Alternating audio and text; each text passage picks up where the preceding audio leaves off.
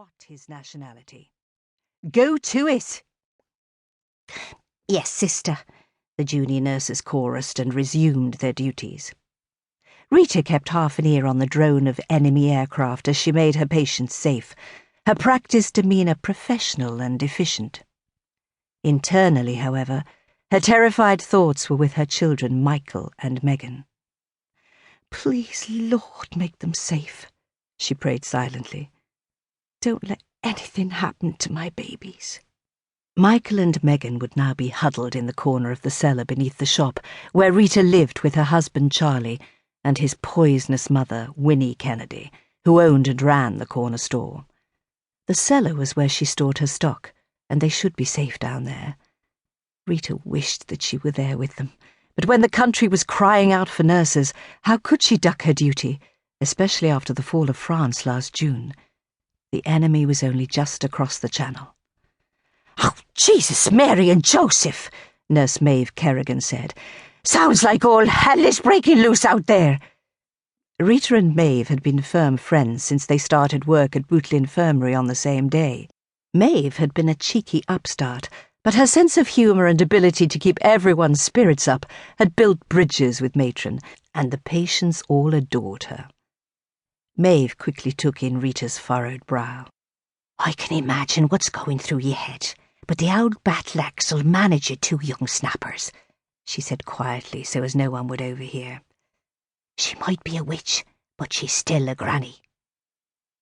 "But she's not the mother." Rita knew her friend was trying to calm her as they eased a post-operative patient into a wheelchair.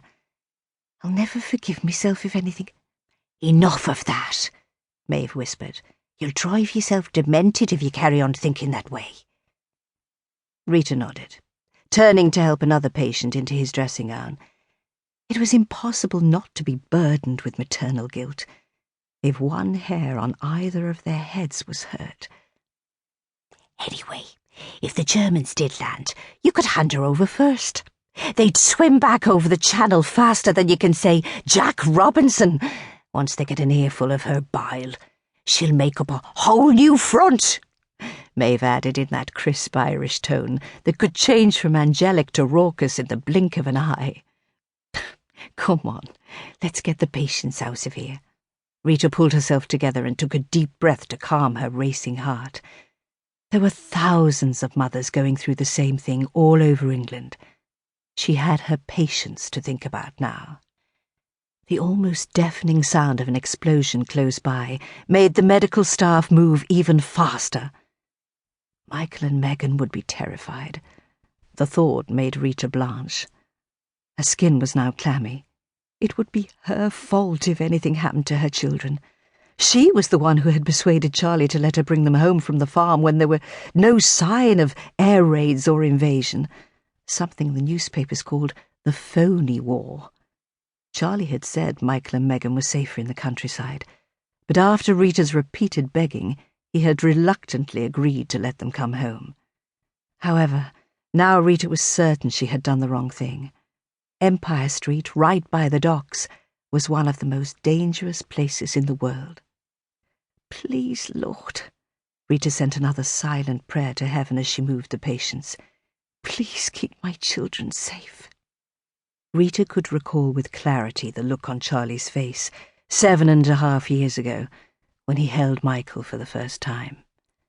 Sometimes Rita could still feel the crippling remorse that she experienced then, but now it was for a different reason.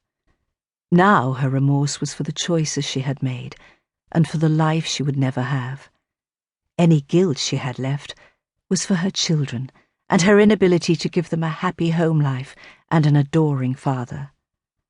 Her husband had proved himself to be a liar, a cheat, and a brute. However, this was not the time for thinking such things, she acknowledged, as another barrage of anti-aircraft fire stalled further thoughts. Right now, her priority was the safety of her patients.